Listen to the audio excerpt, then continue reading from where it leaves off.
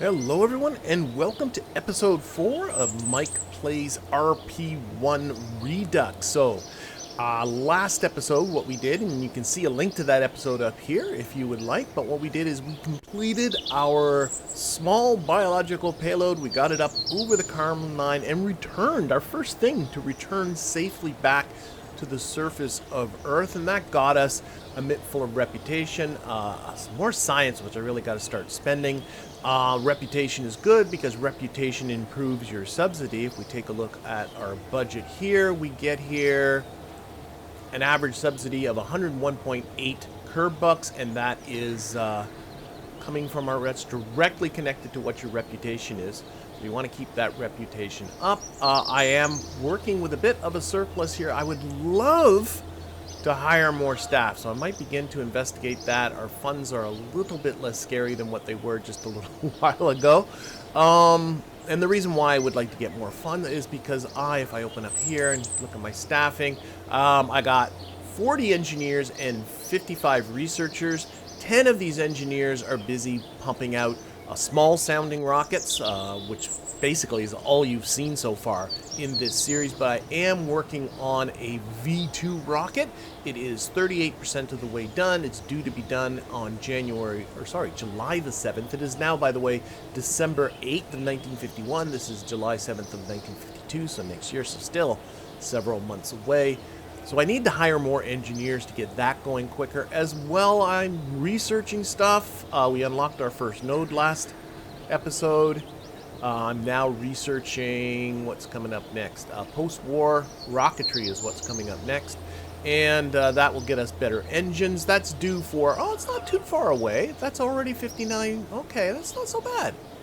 Not so bad. And then in July as well, post-material science allowed me to use aluminum for the first time to construct my rockets, making them lighter, and hopefully we'll go further. But what I want to do first, before I get into all of that kind of stuff, is I want to take a look at my rocket that did the biological sample, which is this one. I don't know why I called it temp now that I'm looking at.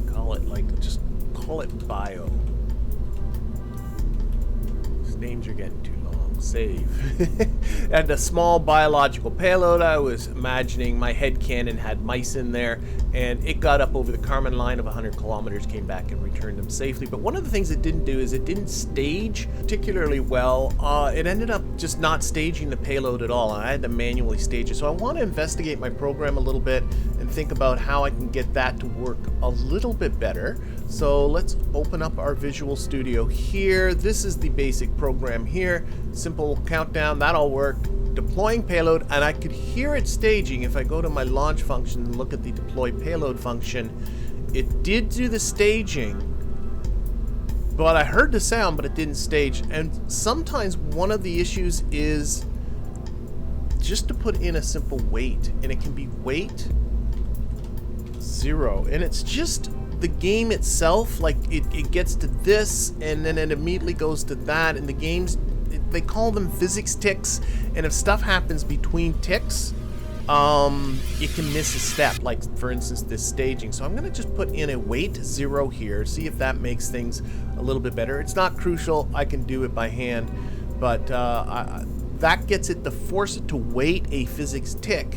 and then stage, and I'm hoping that simple change will fix that particular problem. So we'll get rid of this. Back to here. The other thing is that this guy has a very cute little animation. I want to take advantage of that. So what I'm going to do is I'm going to get into my action groups, and I'm going to attach this little animation here to an action group. Action group 1 I think will do. And it's just toggle the cover.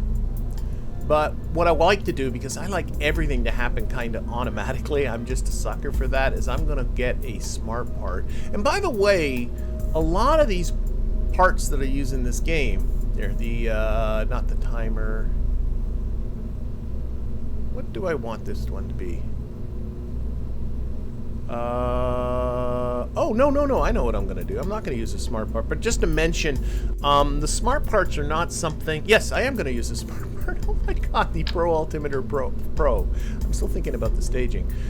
These are completely 100% optional parts. I'm also realizing I don't need the sounding payload if I'm not going to be doing the contract. So let me get this out. This is optional, not part of RP1. My list of actual optional stuff is down there at the bottom. For that matter, KOS is also optional. I use it because I like it. But if you don't like it and you want to play RP1, you don't have to put it in. RP1 doesn't necessitate it. So I just want to make sure that that's really clear. So what I want to do is when this gets to an altitude of 40 kilometers, which is when the science will start. Oh my goodness, I cannot push a button to save my life. There we go. 40 kilometers. I want you to, and on, actually, both ways. What do you think about this? Trigger on. You can have it only triggering on ascent or descent, but actually I do want it to go both ways on that. And what I want you to do is trigger action group 1. So what that means is when I get to an altitude of 40 kilometers, it should trigger action group 1, which will simply open the doors. And then on the way down at 40 kilometers, it should close the doors. That should be all that happens. Do I have to put in anything? What's this? Use AGL. I don't know what AGL. Auto reset I want to be true though. That is because I want it to reset after it does it the first time. Okay. And these little parts are only a 0.1 of a kilogram, so 100 grams. They don't weigh too much, so they shouldn't add too much to this. And because aesthetically they're not particularly pleasing, I'm just going to take it and hide it away and pretend it's not there, so it's part of my automation. I could also write a KOS script to do that for me. That'd be simple enough, but that's a nice simple solution right there. Okay, and I also don't need the sounding payload for this rocket. There we go. So let's get down here to the bottom. That's all looking fine. That's all looking fine. Let's save this. And we're also going to show this thing, and we're going to add this to the plans. My bio rocket. I have to unlock a part. What part do I have to unlock? Oh, the Pro Altimeter. I've yet to pay for that. Okay, fine. Unlock the part. There we go. So that's now in there. Let's get out of here. And now I can go to my plans and I can take my bio rocket and add it in. So that's now being constructed. And I want to take the other one that is being integrated. And you know what? I want to, let's rename this because I'm starting to get my different rockets. This one is the slanted one. That's set up in such a way that it'll go over the ocean for collecting science purposes, and I want to add that to the plans as well, so that if I want to do another slanted one, I can. And if later on I want to take any of these out, the one that just doesn't have any words goes straight up, and I want to keep that. I don't want to mess with that because it's hard to set them straight up again once you've messed with that, right? Okay, so that's good, that's good, that's good. So on my combined thing, I got coming up December 26th, so not too far away for the slanty one. Good, good, good. Next what I want to do, I took care of the staging, add a smart open it, okay, and yep, let's get into hiring. Should I get into, let's take a look at that. Actually, let's, for frick's sakes, let's get into my leaders. I did unlock some new leaders. So we got people, oh, chief scientists, that's pretty cool. And I can unlock more by, oh, it does tell you what you need to do to get the research basic rocketry. So it tells you what you need to do in order to unlock each of these. So I'm at my this is what I got for doing the biological. So we have Mikhail Gurevich, who has plus 10% to flight research speed. I'm not going to get into flight for a while, so I'm not sure I care about that. But a minus 10% to early and orbital rocket, and I definitely don't want to get there. That's one. Then we got Betty Love. Betty Love will do what? Plus 8% to flight research speed. Again, a lot of flight stuff. Minus 13% fund cost for air launches.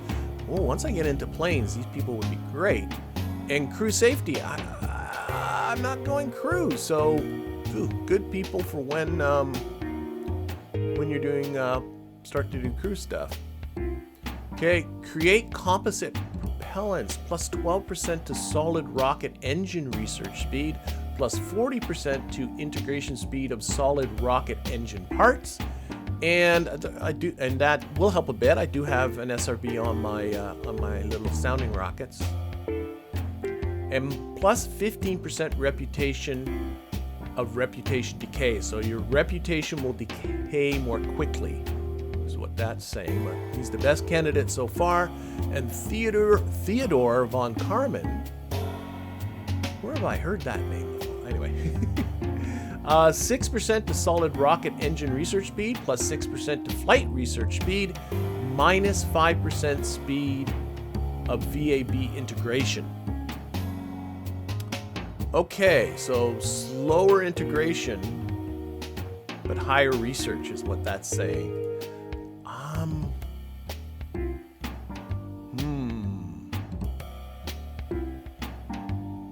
I don't know if I like this decay because this will again reduce the funds. I think I might go for Theodore von Karman. Let's go with Theodore von Karman. He is our new chief scientist. In you go. All right. Okay. So get another one once I've researched base. Let's get into here and look at our researching. So when we've researched basic rocketry, these are the ones I'm researching now, post-war. And post-war rocketry. These are planes. Try not to get. I do have 14 point something science, so I might as well get some of this going, I guess. This guy's solid rocket motors. It'll give us the Aerojet, which is a better version of the Tiny Tim, which honestly is probably a good thing. So we should probably pop that. And then what do we got? We got avionics prototypes for improvements to both our near-Earth and science cores, as well as these Sputnik probe cores. We have more science, so an advanced biological capsule, as well as an ion mass spectrometer, so a new science part. Never could go too bad with that. Now notice that there is a range of dates here. We are still in 1951, so this gives you an indication of when the game kind of expects you to get to these zones. So we're not expected to get here till 1952, but this is structural early material science here. Aluminum stringer tanks, and can never go wrong with an engineer efficiency upgrade. That would be great. And aluminum ferries and stringers. I like this. I think this one's the best option so far. Even more solid, but I'm still researching that one. This is more motors, plus upgrades to the Aerobee, which I've not yet used. To some other engines as well. All these engines. Oh, upgrading the U2000. That is one I will be. Okay, let's... You know what? I probably should, even though I'm not planning on using it just yet, but I probably should, just so I don't fall too far behind with this, get into the supersonic flight prototypes. But I'm also going to do this. Okay, so that's got, ooh, that's cost 8. Oh my gosh. Okay, we'll do that anyway. And you can get in here, look at your research. You can jerk these around a little bit. If you see it in green, that's telling you that it's giving you a boost because it wants you to catch up to the competition. So that's telling you that you're actually a little bit behind with that one. Maybe you should get up to here. Well, maybe the speed boost is not such a bad thing. Solid rocket engines. Let's keep it like this for now. Let's keep it like this. Okay, back to combined. All right, that's a lot of research being done. Hiring. Yes. Let's get into staff. I really think I should be looking at hiring more researchers. So let's get into researchers. I'd love to get this up to, I have this general rule of making it twice my engineers. Right now in Launch Complex, my V2 Launch Complex, I got 30 engineers working. It can hold up to 40. Lordy, lordy, I would love, though. I'd love to get that V2 built. Let's hire... Each hire is 300. And for researchers, each hire is 300.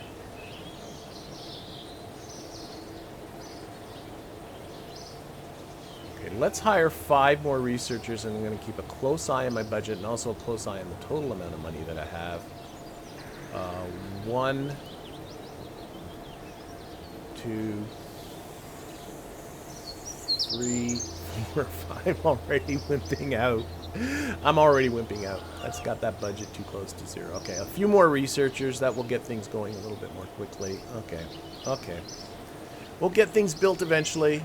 And the other thing I wanted to really test is I now have this rocket. Let's get the basic one.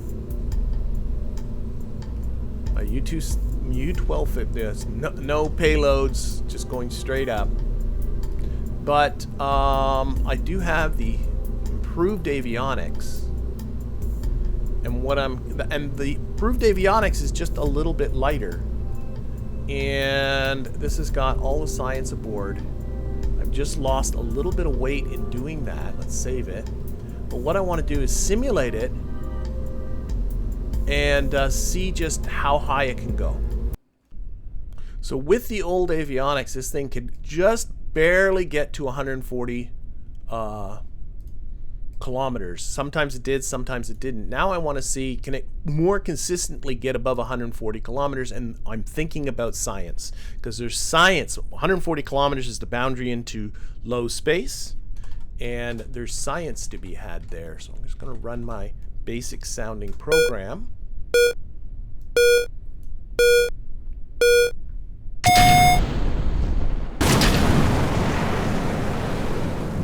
So if there's science to be had, I want said science.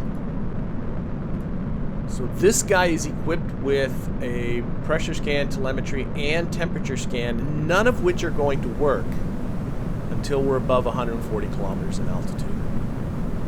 And if I can get reliably and consistently above 140 kilometers in altitude, it makes it worth my while to keep pushing these out.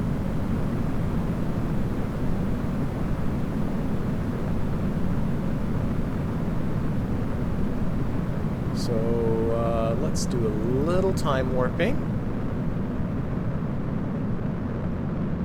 until this thing runs out of fuel. Here we go. So we've got 90 kilometers on our apogee, 100 kilometers. Remember, our goal is 140, 120 kilometers, 130 kilometers, 140 kilometers. Just, ooh. So 148. Let's get ourselves out of the atmosphere and see how much kind of time that gives us. You can see, again, no science being collected. There's none here. Or I can simply wait. That's the other option. Wait until I get improvements on the engine. Wait until I get a better SRB on the bottom. Wait until I can make this out of aluminum instead of out of steel. Lots of okay, here we go. We are now above 140. You can see it collecting the science. All the experiments are running. The question becomes, you know, how much time am I going to spend up here? And it's not going to be a lot. Now, I am time warping, so I should qualify that. There's a reasonable amount of hang time. Okay, we just dropped below 40. All the science turned off. And we transmitted home 2.1 credits of science. So I think it might be better to wait. I think I got too much going on. I want to put my energy into the U2. I don't want to spend, or the V2. V2.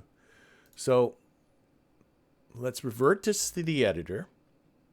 It is a little better, but I don't know if it's quite good enough. So again, let's just check. We are on our post-war avionics. We can save this. We can also add this to the plans. Add to plans, and that should overwrite the old U1250 sounding rocket with its previous. Yeah, I think it just did. I think that's what that message is. Yeah, just replaced it. Okay. But I'm not going to fly it. Instead, what we're going to do is just push ahead. So up next here, while we're reconditioning the launch pad, and then we got that slanted U1250. So let's get to that. That is due on December 27th, which is just really a couple of weeks away. Roll that out. We are almost at the end of our first year. It is December 29th. Let's launch this. Okay, so you can see here it's just tilted over a few degrees towards the east. All I got to do is run my basic sounding. This one, no contracts, 100%, nothing to do but science. Specifically, just temperature science. I think that's all it has available. So we're going to run basic sounding and go.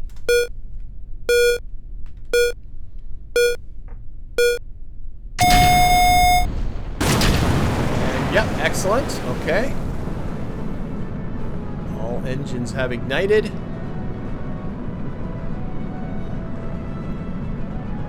And this is not going for altitude, but it does need to spend, again, not collecting any science until we are over 40 kilometers in altitude.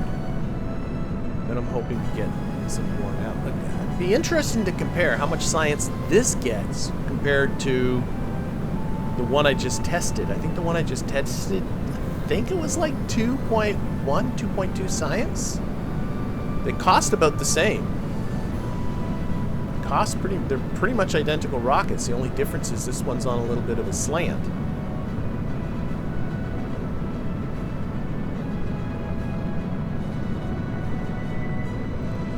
Alright, give a smidge of time warping.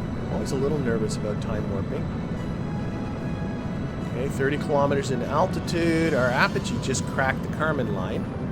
There's our 40, and now we're collecting science, and we just ran out of fuel. So it's like, this is actually really good. The 120 for our apogee, so it's going to spend the whole time in high atmosphere. And we are now collecting it high over the oceans. There's still 8 minutes of science to collect. And kind of my completionist part of me really wants to get all of this.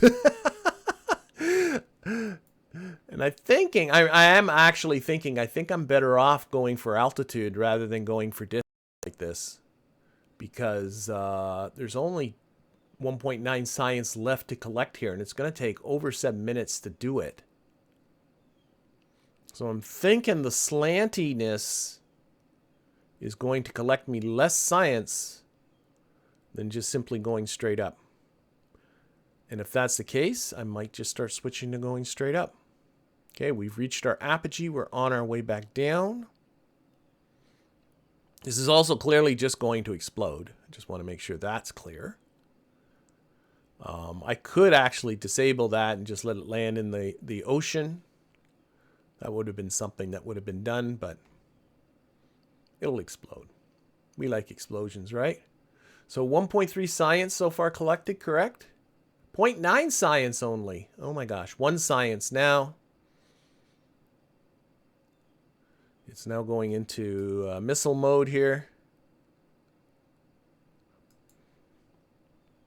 Okay, we're getting close to, that's 1.1 science. There's still about 4 minutes worth to collect. It's now done. And we got 1.2 science. I think my straight up option's a better one. In fact, I don't think about it. I know about it. I know it is. I know it is. Oh, that's the auto abort that just took care of that. 1.1 science was transmitted. Back to the Space Center we go. I'm thinking straight up is the plan. Let's get into plans. So the straight up one is the one here that says U12 with the tiny Tim. Just gonna put another one. Oh, failed editor. Whoa, what? Oh, wait, failed editor checks. Okay, let's. Why is that happening? Why? So this is the... This guy's what I tried to do. Load. Why would you fail the editor checks? Here everything's fine. I just pushed it like this. Just added it. Why would you fail? I don't understand. This is with the right avionics at the top? It sure is. I don't know why I got the failed editor checks. Okay, I'm not going to worry about it. Let's actually add this to plans anyway. Maybe I pushed the wrong one. I don't know. It's that one. Okay, whatever. It's all good. It's in here now, right? If I go to integration, yep, due to be done in March. So if I go back to combined, we're gonna get post-war rocketry testing. Okay, things are unlocking for me. That's gonna be up next. Okay, and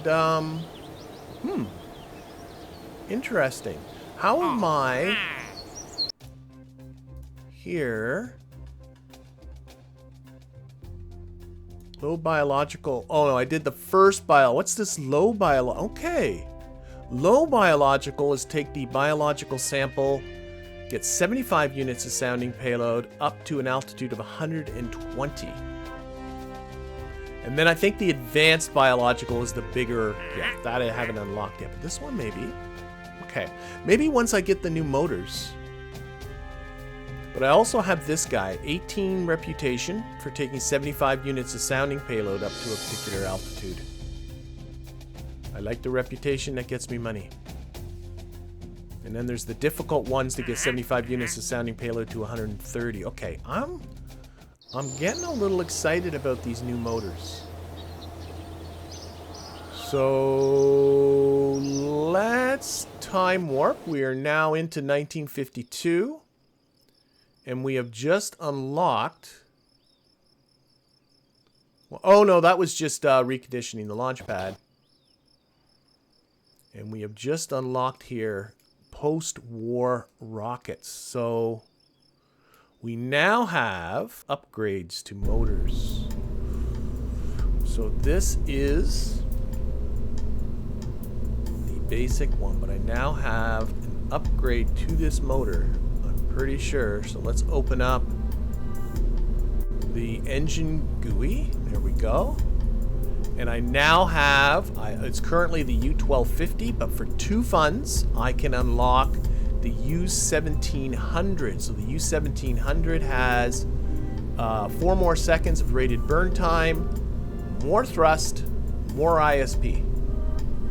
All of which are good things. Oh no, it costs, I have to purchase this for 1,000. Oh no, but I got that all with credits. Okay, that's cool. I keep forgetting that you have these unlocked credits. So I'm going to take this, and it is now actually the 17, right? I think it still says U1250, but this is now the engine GUI. There we go. This is now the U1700. It's got a rated burn time of 60 seconds. Okay, so what we're going to do, here's what we're going to do. Here's what we're going to do. We're going to do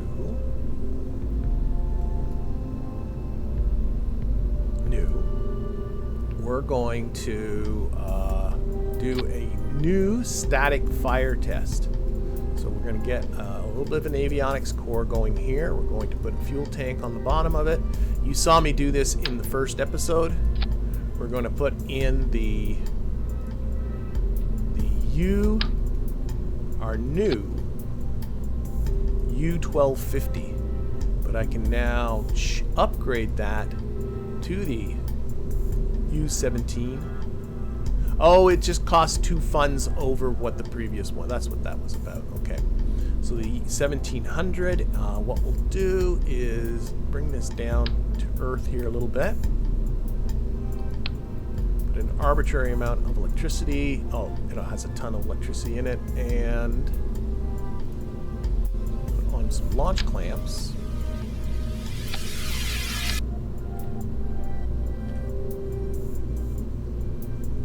Oh, that's what I'm doing wrong. Get the right There we go. Okay. And I'm believing that this is probably still requiring a pressurized tank. It is, so we're going to take our tank, we're going to change it to steel, high pressure steel fuselage. Our next thing is going to be able to get these aluminum fuselages. And we're going to fill this for the U1700. And we're going to test this. So we're going to simulate.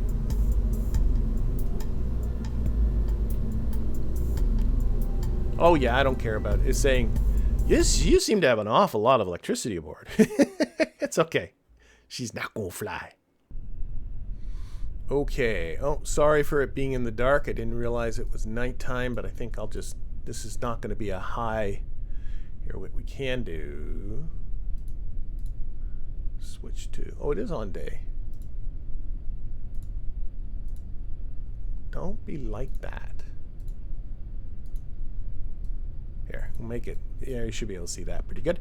Okay, what we're interested in... Oh, shoot, I forgot. Okay. I have to activate failures for this to work, what I'm about to do the testing, so we got to revert back to the editor anyway.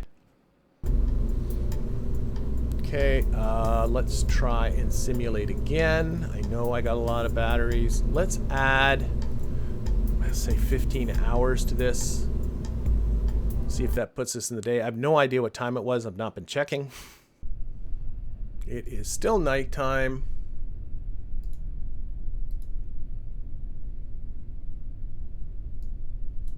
We'll brighten up the scene for you.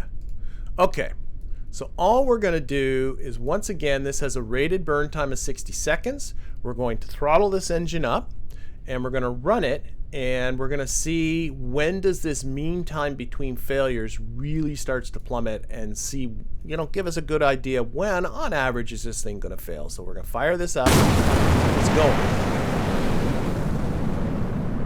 Okay, and you saw me do this in the first episode where I talked about the fact that this 60 seconds rated burn time is by no stretch a hard limit. The engine could fail before that. Again, on average, between failures, it's 15 minutes. But once you get past 60 seconds, this begins to drop down. And what I'm looking for is, when does this really begin to plummet? So I can really get a good idea of what to expect. How far can I push this engine? And I suppose what I could be doing is just running repeated trials of this, and keeping stats and averaging it out and all that kind of stuff. But I'm not going to do that. That's entirely too much work. All right, we are at 50 seconds right there. 55 seconds. 60 seconds. And again, I'm looking at this mean time between failures, 65 seconds. It hasn't changed. Now it's starting to go down, but not by much. There's 70 seconds. 75 seconds, still over 10 minutes between failures. 80 seconds, now it's below. I'm like 85 seconds. It's really starting to plummet now. I think 85 might be a good number. 90 seconds. Let's just let it run. Let's let it run. We're at 100 seconds. Maybe 90 might be a better number. We're under 2 minute mean time between failures, so we should be seeing a failure any time now. 110 seconds. Wow. I think I'm on the bit of an aberration that it's run as long as it has. There it goes. Failed at 122 seconds, but I'm thinking 90 seconds of burn time. I'm thinking of going with 90. 95. 95 seconds of burn time. I do think that it ran exceedingly long. No, I'm going to go with 90. I'm going to go with 90. So what we're going to do is we're going to get out our old U1250. This is unmodified at this point.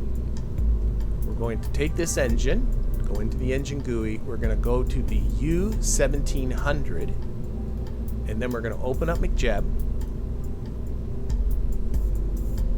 We're going to look at our delta V stats, and what we're really interested in is this burn time. And I'm going to extend the length of this tank up to, so it will burn for a good 90 seconds. Right now it's only at 54.8 seconds. And one thing I should mention too is, like, if I get to a point where this TWR becomes not healthy, I have to kind of cool on that, right? Because I am limited. I can't adjust thrust at all, but we can give this a go. So, okay, so we're gonna go until this gets, so this thing's gonna get longer. 90 seconds is a minute and a half. Oh my gosh. We're obviously gonna test this. Oh, I went too far. Okay. Right for a minute and a half. There we go. 1 minute and 30 seconds of burn time now in this guy. Raise this up like so. And this is now, we're going to give it a new name. This is the U-1700 sounding rocket with Tiny Tim booster. And in fact, I can even change the text on this fella. Oops, I'm missing the tank. There we go. This is now the U-1700. Okay. I can see I need to just slide this up a little bit.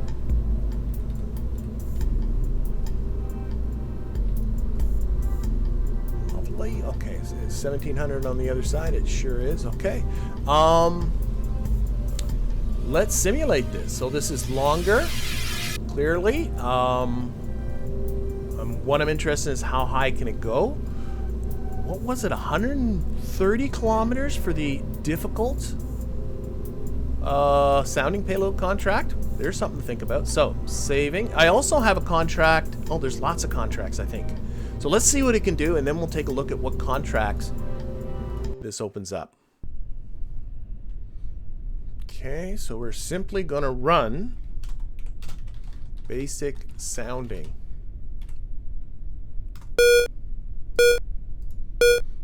Give you guys some light. As far as the launch profile goes, like, there's no difference.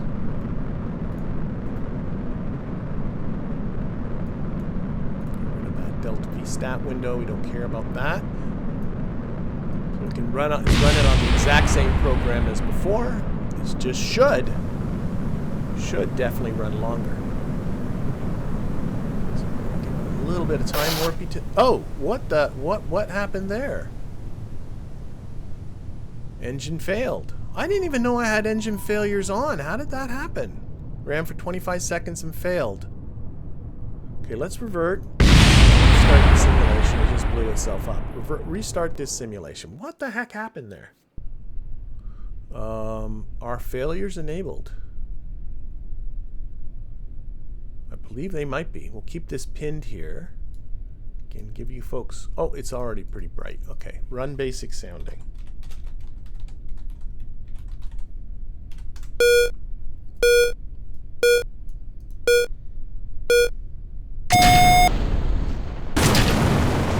Okay, yeah, I still have failures enabled here. So, a little bit of wobble there.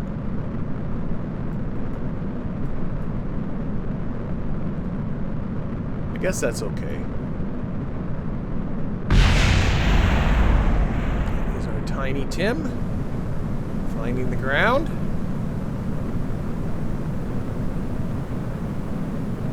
So it shows you how engines can fail early. That one failed after just 23 seconds. This one's going quite a bit longer.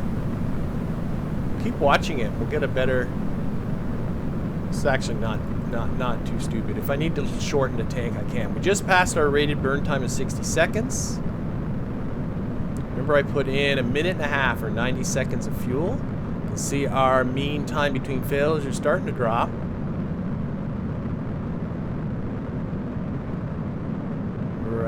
Just about at 80 seconds.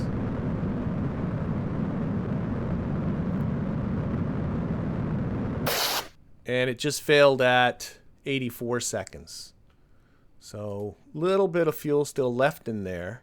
Did not get very high. Oh my god, this thing... I think it's just probably so heavy. Let's revert to the editor. I think it's just so heavy. Oh, wait, cancel. Ooh, I am somewhat disappointed. Somewhat disappointed. Okay, let's simulate. Oh, I added 15 without a number on it, or a letter on it, silly Billy. That's probably why. I probably just added 15 seconds. Let's non-enable part failures. Oh, we changed the time, but it looks like sunset right now. Okay, run basic sounding. So I do have failures disabled. Let's see what she does without having failures. We're going to come through the clouds and we should be seeing the sun on the other side of this. Wow. I was really thinking this might be a bit of a game changer for me. Look at that. That's beautiful. Anyway.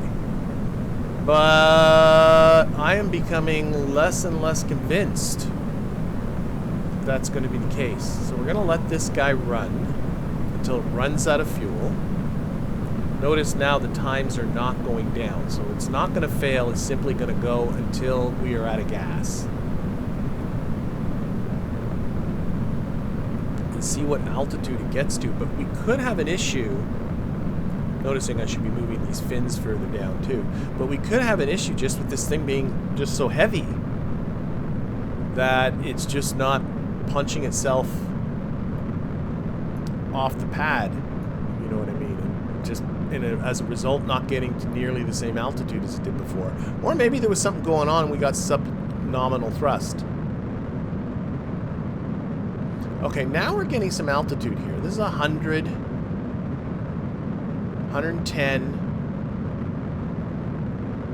130, 140, 150. This is the more kind of thing I was expecting. 167 kilometers in altitude. Maybe something funny just happened.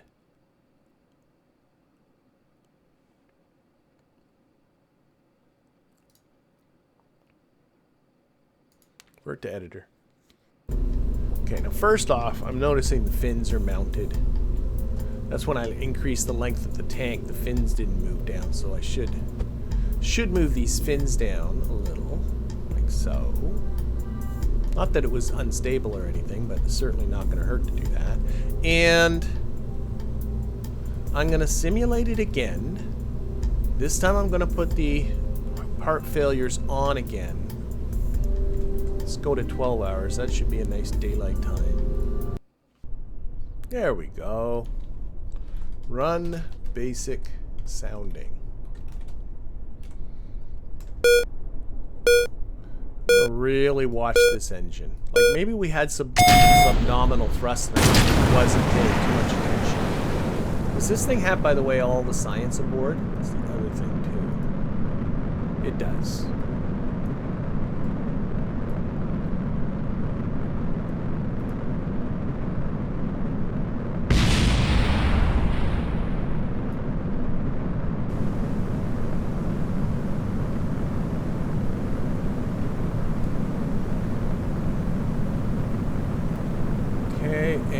Status here says nominal. I'm going to keep an eye on that. I wasn't paying attention before. I didn't know if it was maybe sub-nominal before.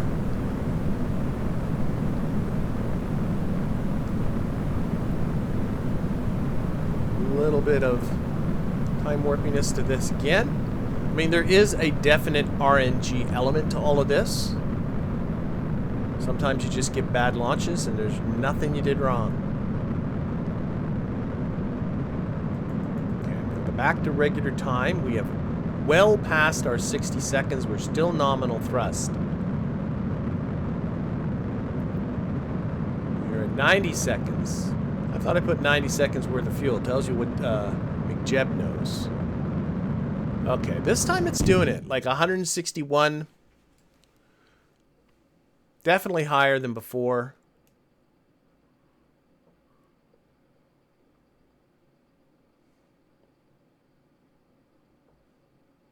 Okay. Sorry, you caught me thinking. Revert to the editor. I'm just not decided what I'm going to do with this rocket just yet. It is a little better. There's no doubt about it. I got to retool the main tank, but I don't think that should cost me all too much to do, because it's tooling tanks with different diameters costs a lot of money, but just making the tank a little longer shouldn't cost too much. It's going to cost me 521 curb bucks, but it'll bring down the cost and integration time. But before I do that, I definitely want to make sure this is something I want to use. So let's take a look at what do we got cooking right now. So we do have, it's more than a quarter built, the bio one. That's got the biological payload aboard. We also have just the regular straight up one that I haven't started integrating yet. So I could definitely replace that with this. This one I think I should let build. So let's really quickly take a look at what contracts we have on offer. So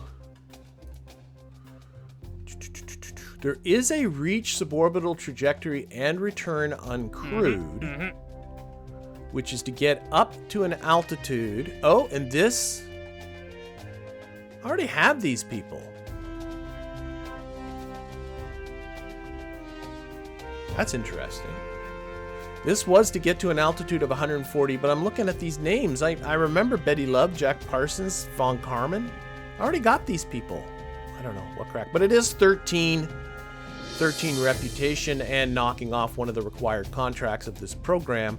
I need to get to an altitude of 140 kilometers and return at least some of the craft to the Earth on time. Maybe that would be a good one to go for next. I also have under here the low space biological experimentation, which is to take the biological unit capsule that we saw from last episode, plus 75 units of scientific equipment. That's just sounding payload, right?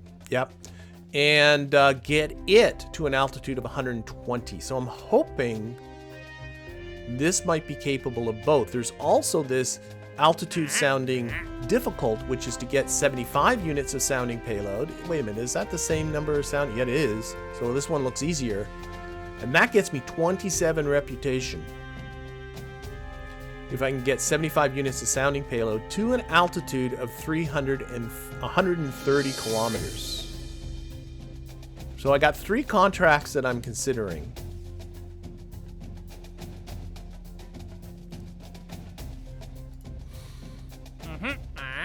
I'm thinking the easiest. Start easy. The easiest might be simply go up and come back down. Get to 140 kilometers, come back down. Just put some frickin' parachutes on this. You don't have to return the whole thing, right? At least some of the craft. So if I could just return like the avionics unit or something like that. Let's see it. Oh, shoot. You always want to at least temporarily accept the contract that you're fiddling with, because that way you can be sure that it can accomplish it. You can always unselect them later. So the only requirement of this contract... Oh, I also have to modify... Oh, we gotta modify our launch complex. This thing's getting kind of long. Kind of long and kind of heavy. It's the length that's putting it over the top. Shouldn't be a long modification, but that's okay. Alright, that's got me thinking. So, this requires simply to get to a suborbital trajectory and return. So the question becomes, and only some of it has to return. So what I could do, we'll do this based totally on mass. So right now this thing is 1,466 tons. Write that down. if I simply got into the procedural chutes, stuck one of these in here, open up the little chute editor, there we go. Go to the, get it smaller. Is that too small? No, that looks good. Stick that on there, so see what happens if we return, then this comes off, because that clearly is not going to come back. Why can't I hit the decoupler? There's what I want. So we're returning all of this. Notice that, by the way, if we take a look at the, you can get it to, the default for the mass is that we use the dry mass, which is with all the propellants out, because the assumption is going to be that it's going to be burning through most of those. And I simply say apply the settings and say close. That gets me a rocket that's 1,240 tons. Okay, and then the whole rocket comes back. Now the alternative to that, is to simply put in a decoupler.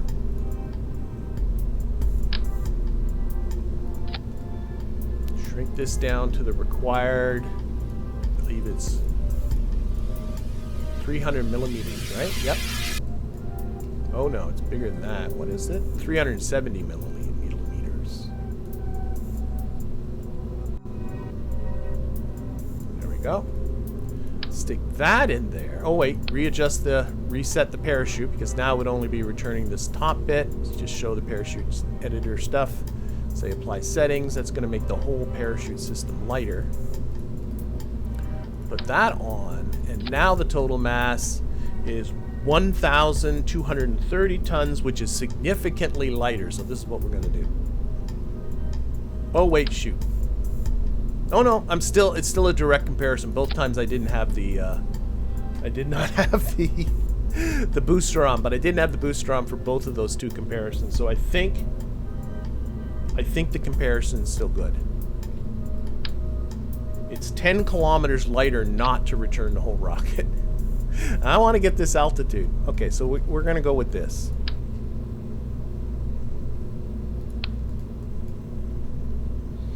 So let's just make sure our staging makes some degree of sense. We have that, we have that. It definitely does not make sense. That needs to be on its own parachute, and that needs to be separate. There we go. Okay, what we're going to do is we're going to simulate this. And I keep thinking, let's go 8 hours into the future. I noted what time it was, at least this time. It's actually not too far from sunrise. So I don't have to go that far in the future. Okay. So run basic sounding.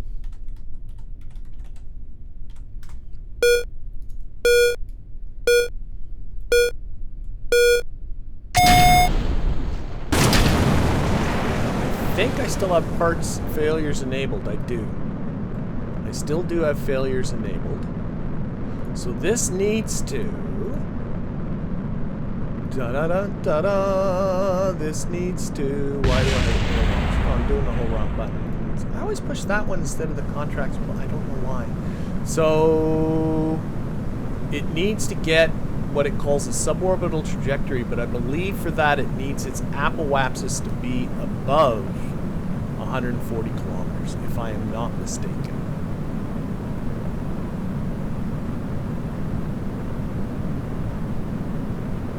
This does have, again, all the science experiments aboard. Little time warp to this.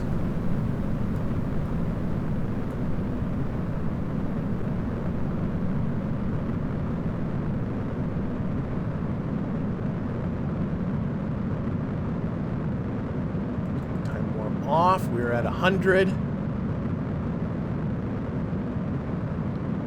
120, 130, 140, 150.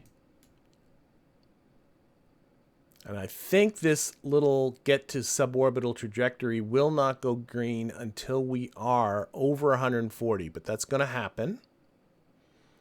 So we'll just keep time warping. We are collecting temperature science. We must have drifted over the, oh, Oh, flying high over monsoonal tropics? What the heck are monsoonal tropics? I wish you know what? I should look up a biome map of this because I have no idea what the hell. Now I'm over the oceans again, but there's monsoonal tropics? What the heck? Okay, we're almost at 140. This should go green. There we go. That's gone green. Now we're on our way down.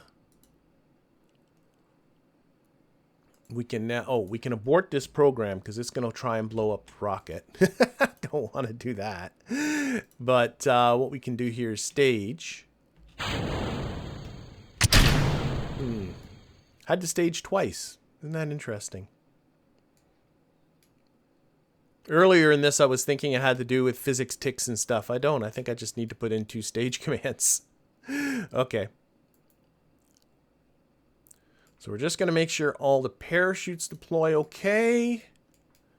And I think we're good. Notice this contract's still green. So just returning the avionics package is fine. And this fella, we go to info here. It's collected 3.4, 3.5. It's still collecting science. A lot of electricity. I don't know why I got so much electricity aboard. So we're going to do a lot of modifications, a little bit of modifications, but I'm really thinking this is going to be, I think I'm going to use this. Now I do have to do some modifications to the launch complex. So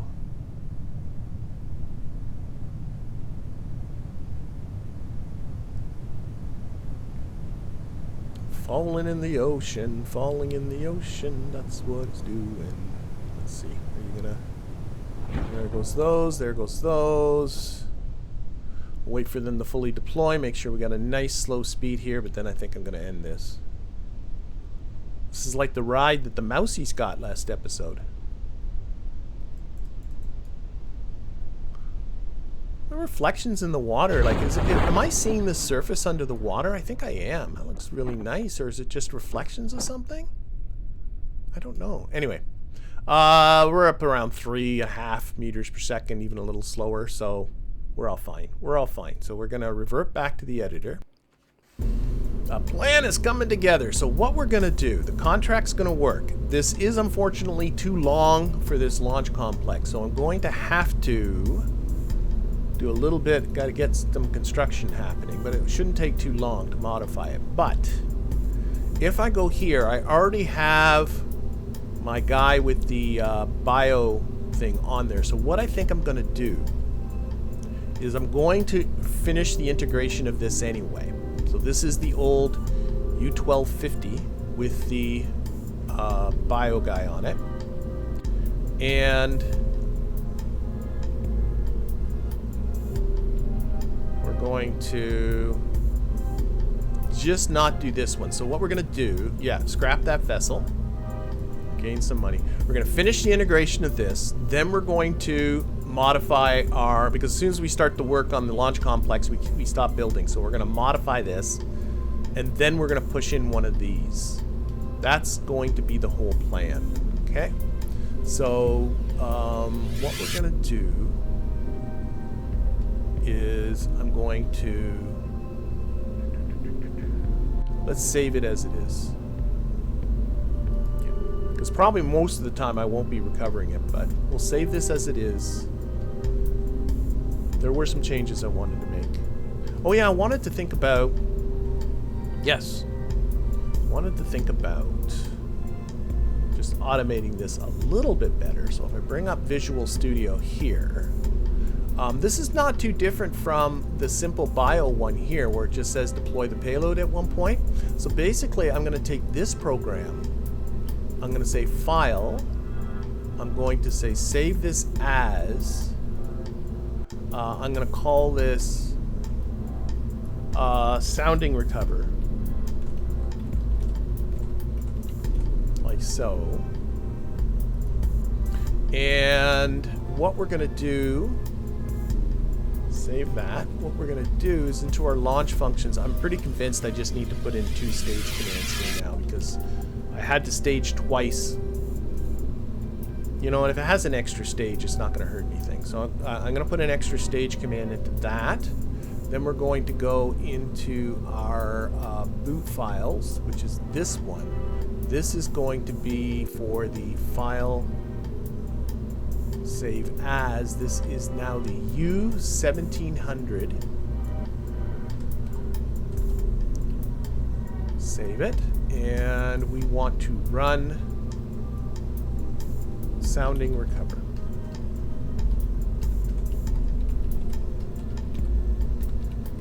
There we go. Save that. Okay, we can get rid of this. And notice if I go up here, I tried to explain this last episode and I didn't do a very good job, but if I go into where all the boot files are being stored, you'll find that there isn't a U1700 there. There's a whole lot of other stuff, but not what I'm looking for, because you need to re-render the vessel. Now, what I'm curious about, if I save this, go new, and then just simply bring it up again, is that re-wendowing? Is that we-wendowing? Is that we-wendowing? Or do I have to reload the VAB? U1250, U1250, U1700, so that's all I gotta do. Okay, so there we go. We're gonna save this, it's got the right boot file. It should be good. Let's get out of here. Okay, so now if I go to my combined, I got the U1250 with the bio payload on it. And then we got post-war materials science coming up. This is good stuff is happening. And then my V2 is going to be okay. I'm kind of excited. What do we got here? Some chunko stuff. That might be part of the booster. I don't know. All right, let's do that bio payload one. This might be the last launch of the U1250. Roll it out.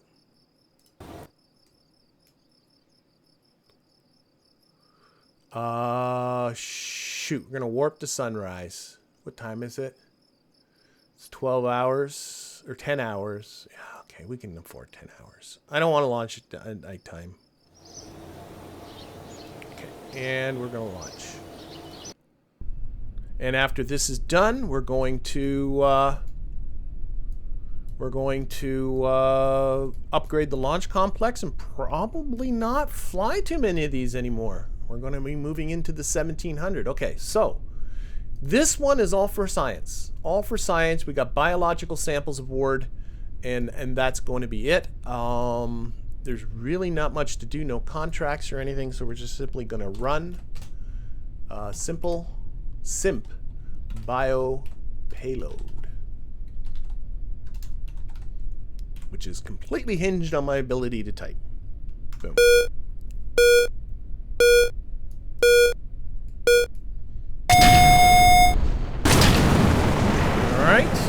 All right, don't make your last flight a bad one. So the idea of this is that we're going to be collecting biological samples. Again, inside here are some small little animals, maybe some fruit flies, maybe some mice. But it's at 40 kilometers, the little door should open. And we should be starting to collect science, and it's going to come back down. Definitely we're going to give this a shot on the U1700 because there should be even more science. I think there's even contracts associated with this. There won't be any contracts associated with this flight.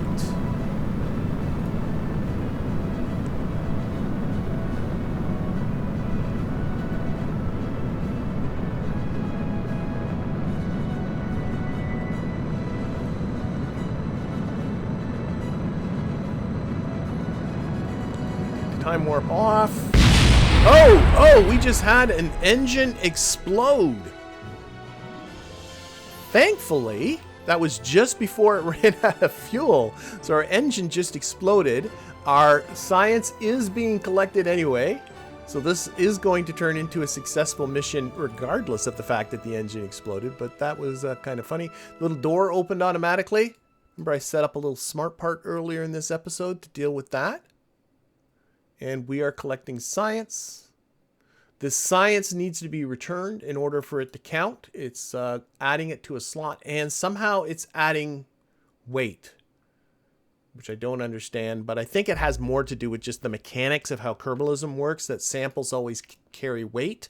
So we're collecting a sample, and that's the only way I think within Kerbalism that the game can force you to have to return the science as opposed to transmit it, because you can't transmit mice. I don't know if I need to explain that to people, but it's true. Anyway, we're still going to cross the Kármán line even though our engine exploded, so that's kind of entertaining.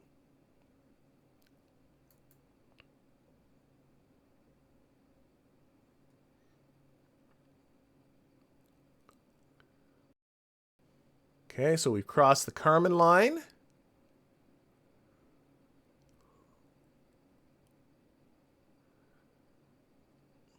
And we are just about at apogee.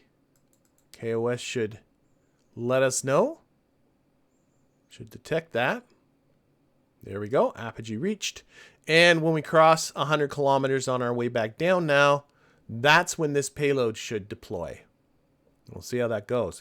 And all the way through this is still collecting science. All the way until it gets down to 40 kilometers in altitude, science is still going to keep being collected. Which makes me think, I wonder if I can fiddle with the parachutes. You know what? The air is so freaking thin at 40 kilometers. I don't think parachutes are going to do me any good. If I had like a giant balloon, maybe. There we go. Beautiful. Oh, my smart part's sticking out. My smart part's sticking out. I'll have to deal with that. That's an ugly thing, isn't it? Okay. But, science is still being collected. Our booster has been pushed off down below us. And we'll still being collected. We'll time warp down to 40 kilometers. Program has ended.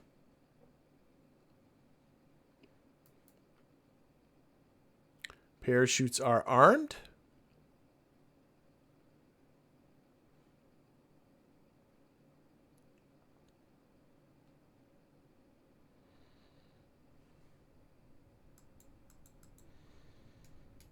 Okay, 40 kilometers should see the no more science being collected. We have 2.9 science in mouse data collected. Little door closed as it was supposed to. The smart part was set up correctly. Getting a little bit G's as we get into the thicker part of the atmosphere. Okay, it's slowing down now. Still decreasing in velocity quite quickly. Got a little bit of lateral motion. You can actually see. Oh, you can look at the nav ball. Look at the retrograde vector. We got a lot of motion towards the south there.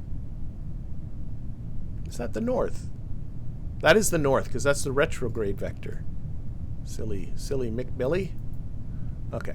Yeah, look how much we're going sideways. Well, I got some body lift happening here. We're also experimenting with body lift designs.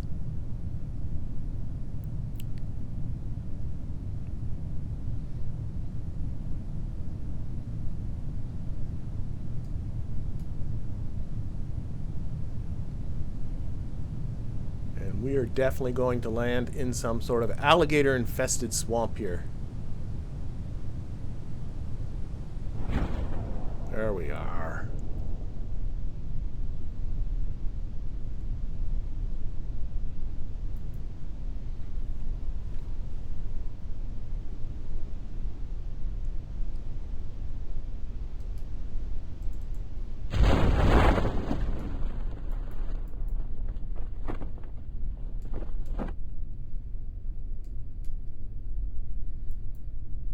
Nice, gentle touch.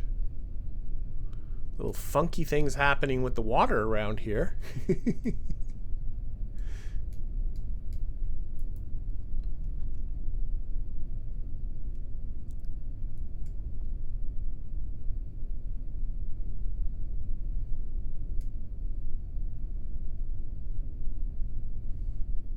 Okay, I got it at much time warp as I can get. We're still about 250 meters off of the surface. Should be there pretty soon. Lots of electricity. I gotta calm down in the amount of electricity.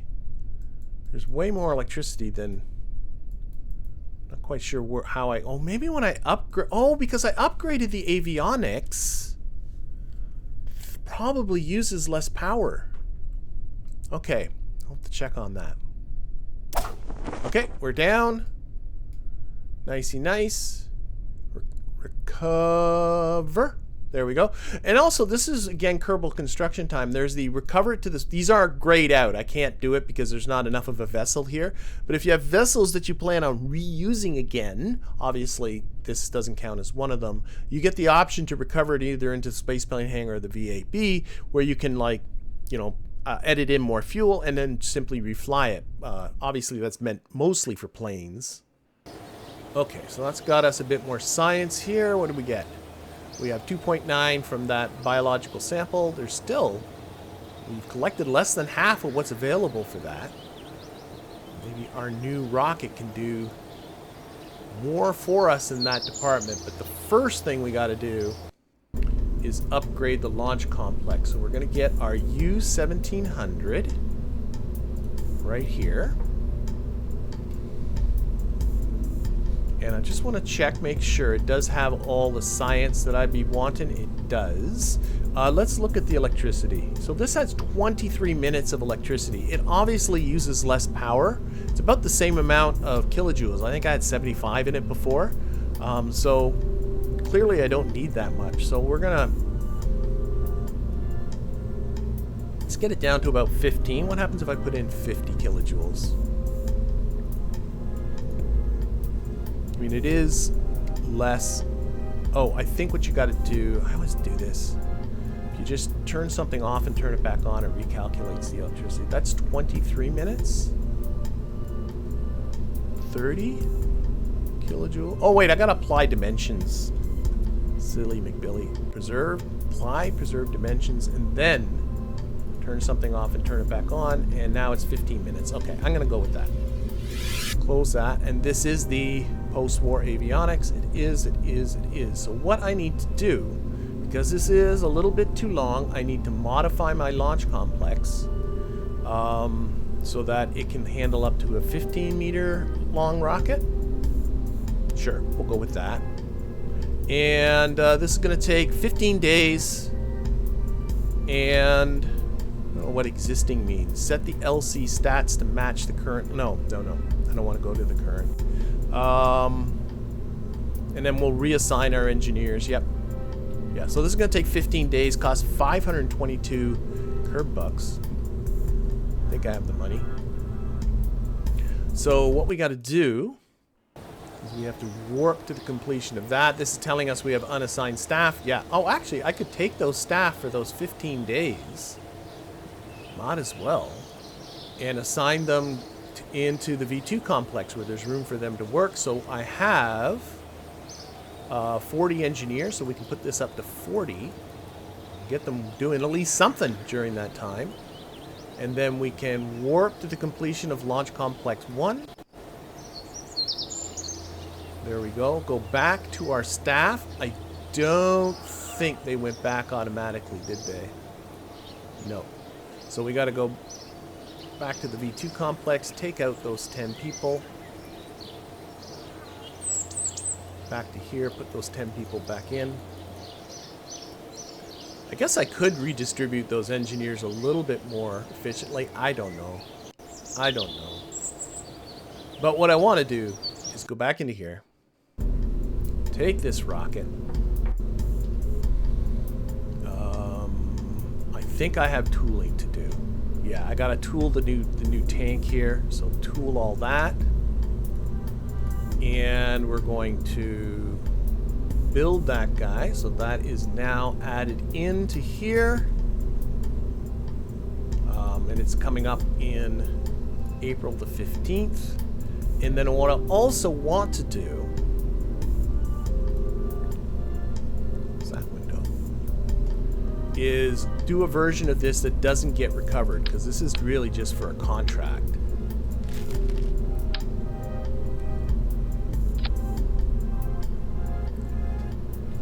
Save that and add that to the plans.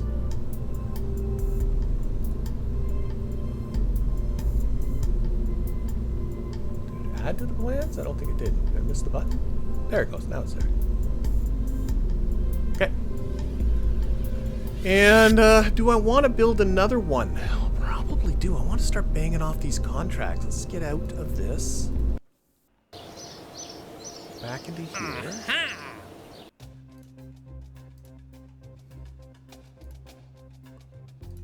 Okay. I unfortunately have to end this one for now. So I am working on... Come on, silly. There we go. I am working on this reach a suborbital to check directly and return. There's also this downrange... no, I can't do the downrange one, silly. I gotta go into here. I also have the low biological experimentation one to take the biological sample and 75 units of sounding payload up to 120 kilometers.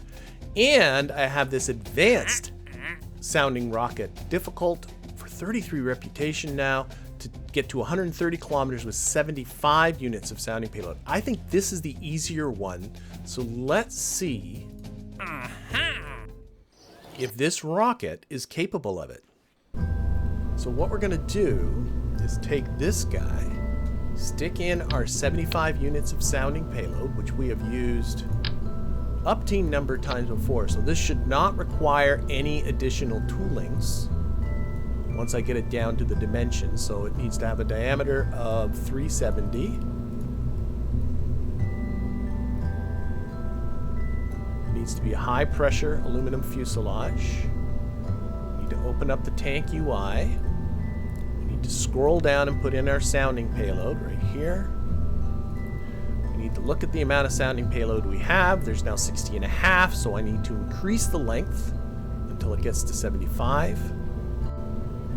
That is too long. 75.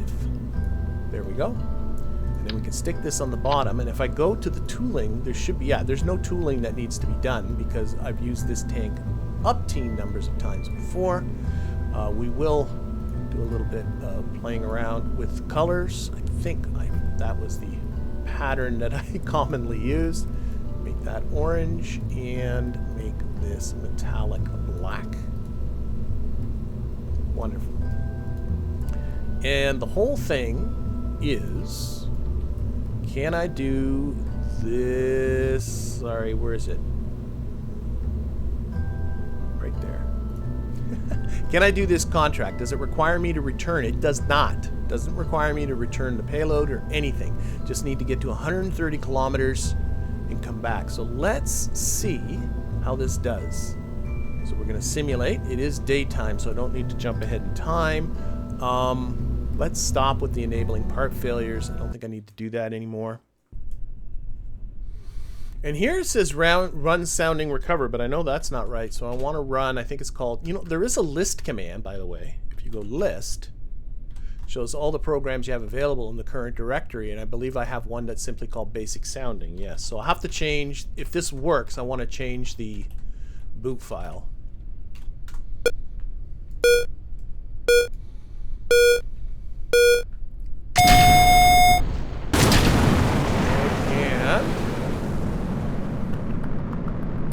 I'm losing track of what my brain is saying. Mr. Brain. Oh, I might be able to save some weight by taking, because, well, it depends on how high it gets. If it doesn't get to 140, there's no sense of me having the science that's aboard on this thing, right? Because it has the whole, yeah, the whole trio to take some of the science out. But we're interested in this contract here. It's got 75 units of sounding payload. It reaches an altitude of 130. We're golden. We be golden. So let's, a little bit of time warping.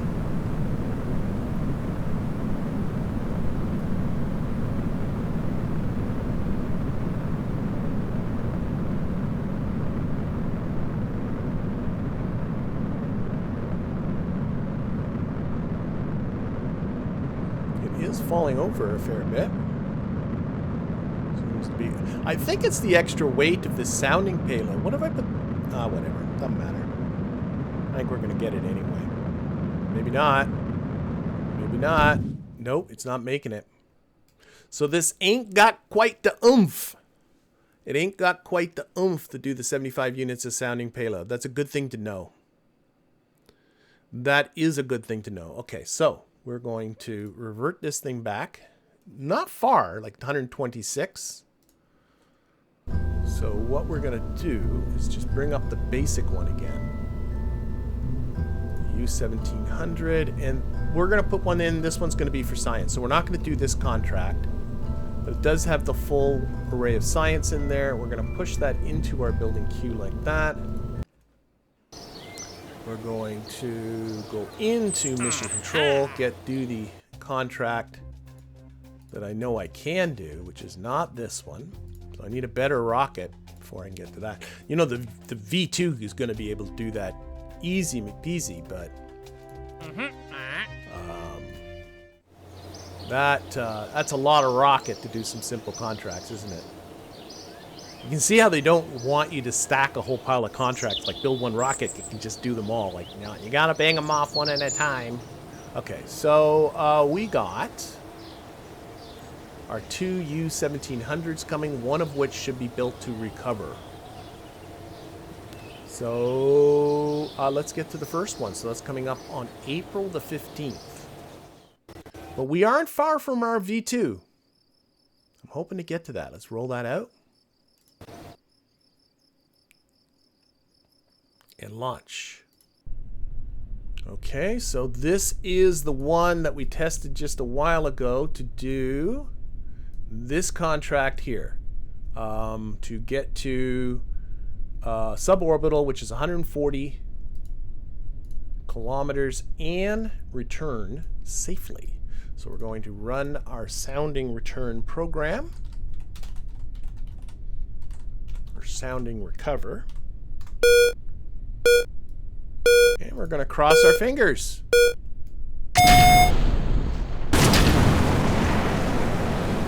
So far, so good. So far, so good. So as long as our apogee gets significantly above 140, we should be good.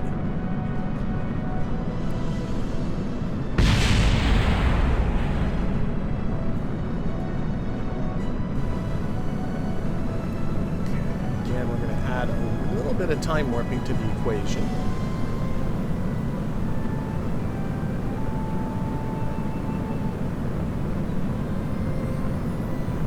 Oh, you know what I could do is I could put biological samples on. I should edit the one U1700 to put on a biological sample. I should. Oh, no, you know what? I'll edit this one. This one's already set to recover. This one is already set to be recovered. So once this mission is done, I'll put on a biological sample. I maybe should have, well, whatever. It's all, no, but it wouldn't have got to 140. Okay. 146 kilometers in altitude. I do not believe we'll lose that much in drag, so I think we're there. Yeah, I think if I put the biological sample on this, which I was just thinking about, I don't think it would get over 140, which is a requirement for this contract. Okay. There is a little bit of science that got collected. What on earth got collected or got transmitted here? 0.2 science from something got collected. Just realized I probably should have taken the science off of this.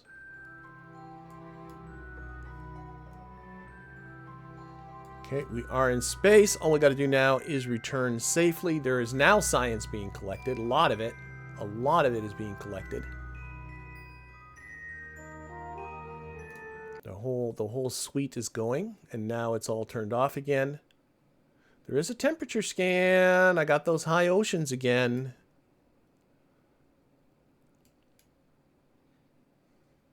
So that's okay. Oh, we're about to lose our payload.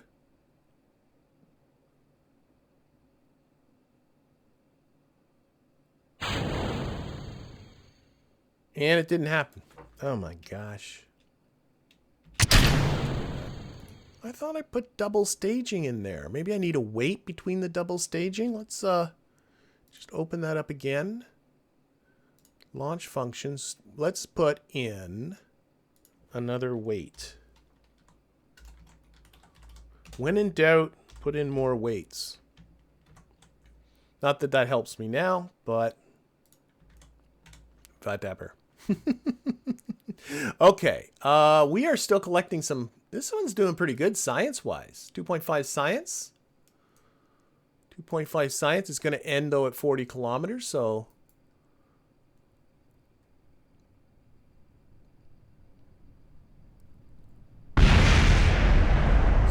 Oh, those are fins blowing up down there. At least it's over the water this time. Alright, total of 2.6 science was collected. Or transmitted, sorry. It's not being collected this time.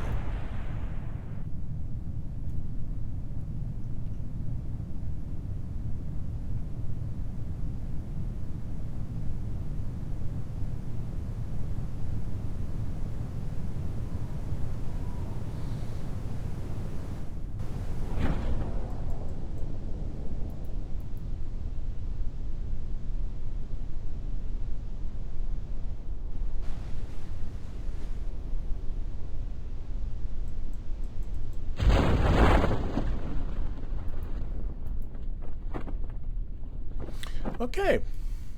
Again, a successful contract once this thing splashes down.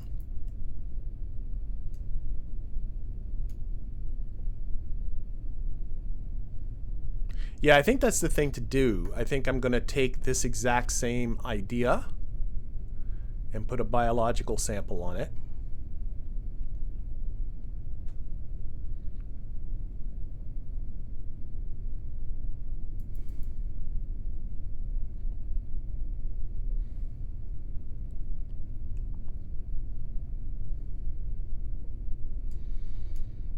Just get down and splash down. Oh, it takes so long for it to get down, but we got 100 meters. Warning, we are almost out of batteries. Okay, that's okay. It doesn't need them. Doesn't need them anymore. Oh, yeah, there's definitely stuff down there floating in the water. Little sea plants, seaweeds and stuff. Okay, and recover. All right, so there we go. Contract complete. Okay, so there we go. Some more. Oh, we got some for recovering the Duber. Didn't mean to go in there. Recover that. Okay. Let's take a look at our budget screen again. Can we hire? I'm really thinking I should hire some engineers. I really am. Like I want to. They got so much work to do. They do. My balance here is plus 52. I have built up a bit of funds. So what I'm going to do is hire, again, I'll keep an eye on this. They're 300 curb bucks a pop to hire, but maybe 5 more. 1, 2, 3, 4, 5, 6, 7, 8, 9, 10. And they are going into the V2 complex. Okay. And then maybe after that, more researchers.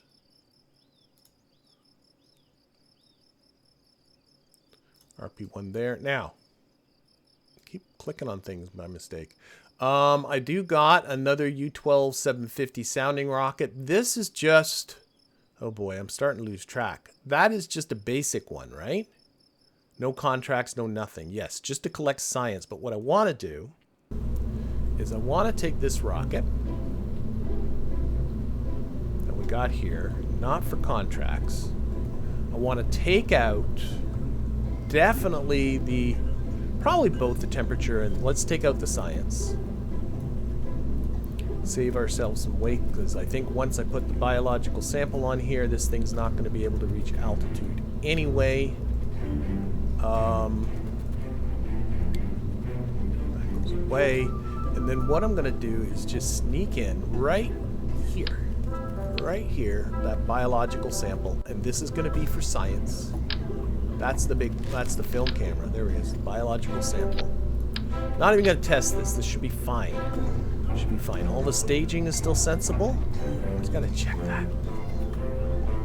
That slide can go there, and that's for the parachute. Yes. And this has still got the payload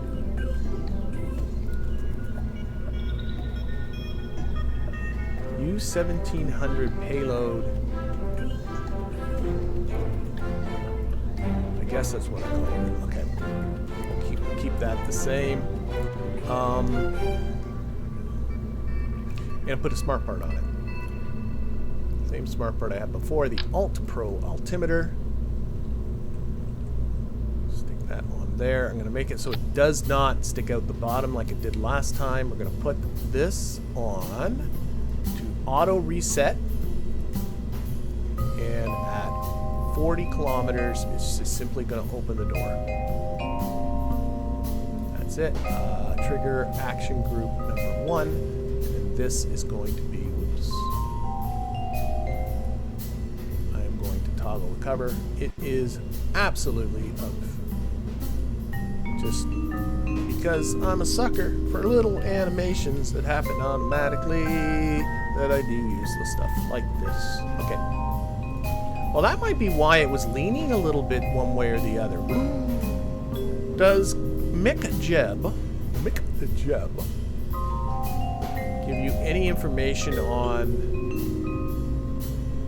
thrust torque? I really miss Kerbal Engineer. I know it's so much better.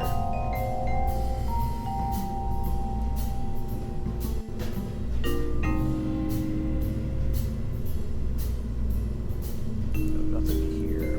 There's custom window settings. Why is it put everything over there where it's really awkward? Orbit Imbo. Delta V stats. Can I adjust the Delta V stats? Is that what this is? Delta V stats. Can I put in from the vessel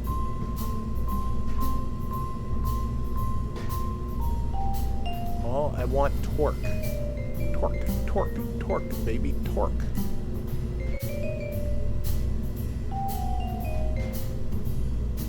RCS torque, no. I want engine torque. It's probably not going to get throttle torque. No, throttle thrust. Oh, just here, flat out torque. So you do that. Oh, I got complication things. This is complicated. No. Throttle torque sources. No, this is the torque I want, not the torque. Oh shoot! How do you get rid of it? Ah! How do you make it go away? Up here. Oh, here. Click. Remove. Because I don't think that's the torque I wanted. Let's just check that one more. No, it's not. Okay, here. Remove. Okay, let's, I don't think. I'm just going to have to trust it. It's not a lot of weight. Is it just about in the middle?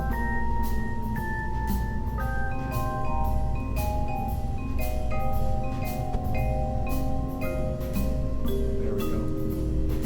But I remember one of them was leaning over a fair bit, and I'm wondering if that was part of the cause. Okay. Let's close, and we'll close. And I am going to shove you into the building queue. Just like so. And this will be the second one. So don't save this. And this is the one. Integration right here. This is the one I'm going to rename, and it is got the bio payload on it. Why am I having trouble with cap lock there? Bio. It's got the biological payload on it. We're going to save that, and that is fine. And then I'm also going to add that into the building plans, so that will be there.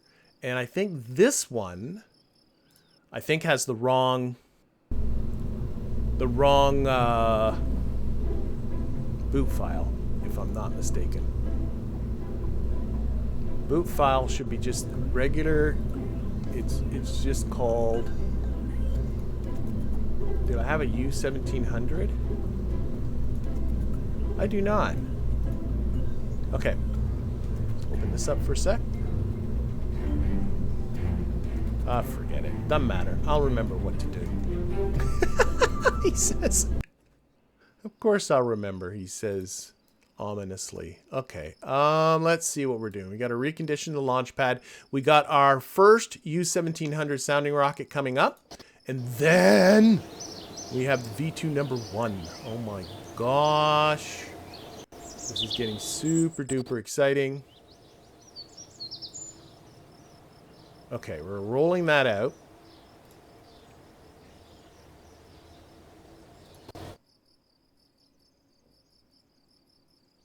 And we're going to launch.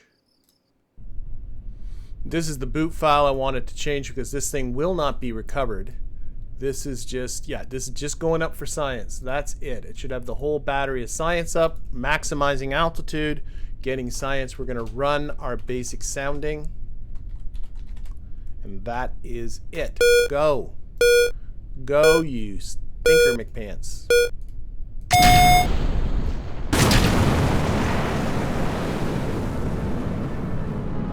You know, overall, I think I've been having pretty good luck with these. Like, that's my knocking on my desk, which of course is made of wood. But I've been expecting, you know, there's always the failure rate's in the 90s. I should say that. It's just when it gets, you know,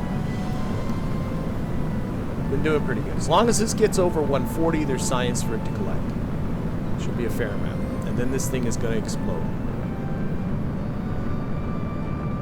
That is going to be it. See, this one I think is going straighter without having the smart part. Oh, but then again, it had, no, that one had sounding payload in it that was going over. I think the extra weight, I think those sounding payloads pretty heavy. Having that weight at the top, I think does make a difference. Okay, here we go. We got to 167 kilometers for our apogee. That's pretty good. Again, oh, we're getting a little bit of temperature scanning. Again, monsoonal tropics. Monsoon, just like along the coast here, maybe a little bit. I don't know. Monsoonal tropics. Maybe I will do a little bit of Googling, looking up a biome map. Okay, now we're collecting the whole battery of science. I do want to pay attention to what might get finished off.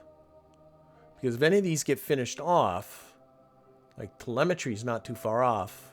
Well, that one I can't remove anyway, but well, we're not going to finish off the pressure or the temperature, so that's okay.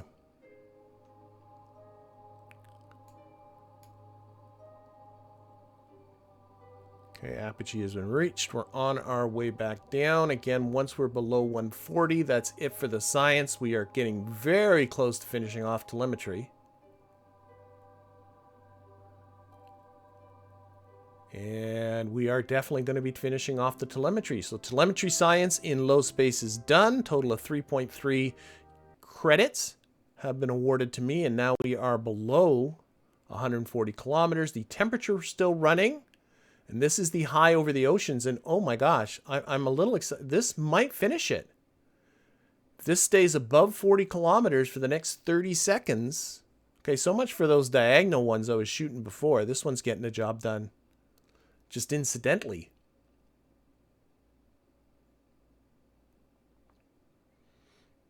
Okay, we are definitely going to be finishing temperature science over the high oceans, or not, the oceans aren't high, it's the flying that's high. The oceans are still here. Okay, and again, once below 30, how much science did we get? 4.3 science, not so bad. And once below 30 kilometers, this thing is going to auto abort. 3, 2, 1, and yeah, all right. Excellent. Okay, back to the Space Center with that. And then I do think it's V2 time. But what I am going to do is I'm going to go into the plans. I'm going to push in another one of those. I should start deleting some of these. Well, we'll keep them for now, but some of these I don't think I'll ever see myself reusing. But another U-1700, why not? We'll alternate between the bio one and the not. But what I'm looking at here, V2 number 1 is due for June the 20th. That is the next thing after we've redone our launch pad. Okay, so let's get to that. Excellent. And we are rolling out V2 number 1. Oh, whoa, whoa, we got a contract. Oh my gosh, imagine how mad I'd be with myself if I didn't spot that. We have first low space film return to do. That's what this thing was built for. It was so long ago I've forgotten. Okay, have I not rolled it out? Roll it out? I've not rolled it out. Okay, rolling it out. Oh, post-war material science is going to be done before that. That's going to get me aluminum. Oh my gosh. So, okay, lots of stuff happening for the next episode. Because aluminum is going to be able to make our rockets lighter. And now we are going to our V2 rollout. And now we are ready to launch. Yes, I got to recover my launch tool. And I gotta say, I am pretty excited for this. This is a rocket that you have seen in the VAB and in test flights. I think every single one of the episodes up until now, but now it is ready to fly for real. It says here to run downrange when ready. I also have to open up McJeb, because McJeb is going to handle some of this flying for us. So McJeb, the ascent guidance. Nothing should be changed, but we'll check it all anyway. It's 110 on the apogee, 0 on the perigee. Turn off the auto staging, which I have done. We can reduce a lot of these. Engage the autopilot. And get out our contracts. There it is, low space film return. I believe we'll also crack this 1500 meter per second speed record. We won't be crossing 180 kilometers, but this thing is certainly capable of it. But what we want to do is, this contract requires us to get 200 kilometers downrange, so we're going to be taking advantage of our downrange capabilities here. So run downrange. That's it. And go. I'm a little nervous. I'll be honest.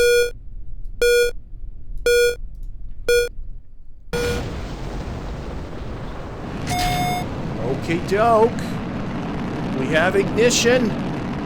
McJeb has assumed control. Unlike all of the rockets you have seen to date, this one is a guided rocket. It has avionics that is able to steer the rocket. It is now pitching over towards the east. It needs to get itself downrange. And once it is over 40 kilometers, it will start collecting that sweet, sweet science. Oh boy, oh boy, oh boy. It also needs to get to an altitude of at least 100 kilometers, but I'm thinking that should be, well, okay, let's not jinx anything. Let's just go with what happens here. And yeah, that engine is loud. In the video, I turn it down a little bit for you in the editing.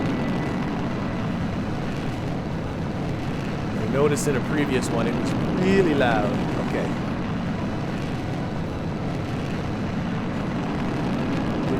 Pitching over. Apogee is now just at 60 kilometers. Our downrange is at 7 kilometers downrange. We really haven't gone that far. But now it should at some point here really start. There it goes. Really starting to pitch over. And really trying to get that horizontal velocity happening. We have cracked the 1500 meter per second velocity. The next one was at 2000. And that is not going to be achieved. Neither is the 180 kilometer altitude, though maybe on a future launch of this rocket it will. We are 50 kilometers downrange, but more importantly, we should be collecting science in our film camera right here. We've collected 0.2 credits of science so far. The film camera is running. Nothing else is running. I got to take that stuff out. I just realized it's got the pressure scan on board. It's got the temperature scan on board. It's got the telemetry on board. None of which is doing anything for me. Okay. We also have our minimum altitude. That has also been achieved. Let's start doing a little time warping then. So there we go, Kármán line.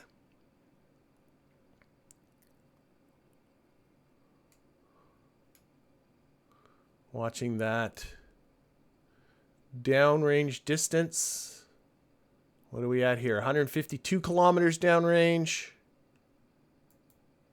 167 kilometers downrange. 74. 80. 87. 95. 200. All right. All that's left now is to return our payload safely to the surface, which has to be done in us for us to get that science. So far, we've only collected 0.7 science. There we go. We have now disengaged our payload. This guy is going to just blow up. Hello, Mars. That's kind of weird.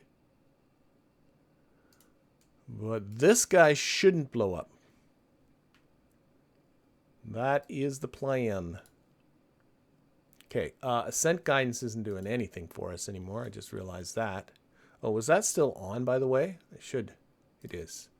Disengage autopilot. Should have done that a long time ago.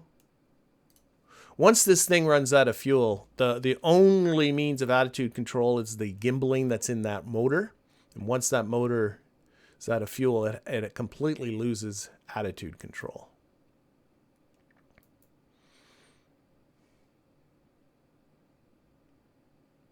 Still collecting science, 1.1 science so far of the 3.3, so it's cool. It's over a third of it. We'll definitely keep taking advantage of this. Is this biome specific, by the way? It should be. Yes. Okay. So this is Earth flying high oceans that is collected. So we might be sending that V2 rocket off in different directions in the future to collect science, take photography over different areas. But once we are below 40, well, that is definitely our booster having a very good time over there. You can see it. See it falling. Okay, science collecting is done. We collected a total of, looking at our data, 1.5 credits of science, but we need to get it back. Needs to return. Okay, we are pulling G's now as we're getting into the thicker part of the atmosphere.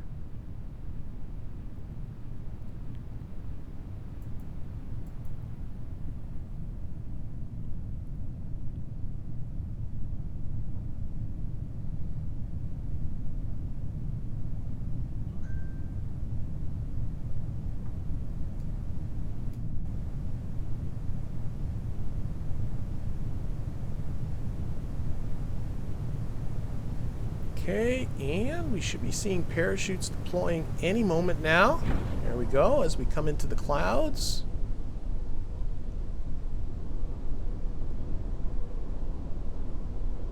And drop towards the ocean. Dropping us into the Atlantic.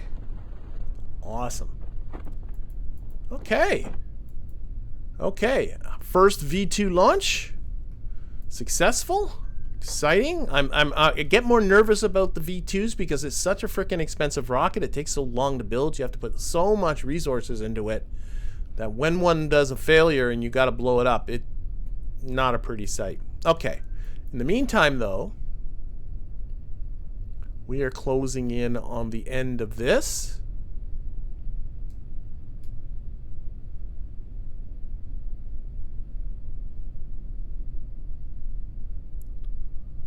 And we are down in the water. There we go. Contract is complete.